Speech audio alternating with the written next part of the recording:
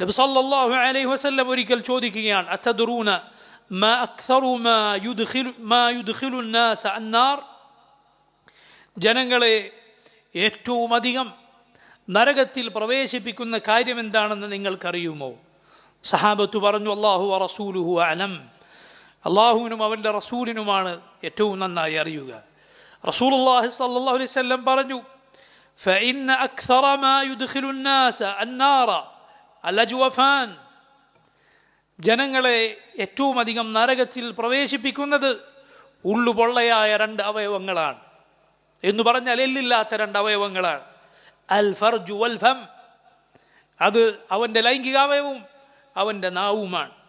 അതദ്റൂന മാ അക്സറു മാ യുദ്ഖിലു الناس الجنة, ജനങ്ങളെ അധികമായി സ്വർഗത്തിൽ പ്രവേശിപ്പിക്കുന്നത് എന്താണെന്ന് നിങ്ങൾക്കറിയുമോ?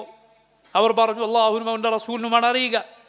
فإن أكثر ما يدخل الناس الجنة تقوى الله وحسن الخلق, ജനങ്ങളെ ഏറ്റവും അധികം സ്വർഗത്തിൽ പ്രവേശിപ്പിക്കുന്നത് തഖ്വയും അല്ലാഹുവിനെ സൂക്ഷിച്ചുള്ള അവരുടെ ജീവിതവും സൽ സ്വഭാവവുമാണ്.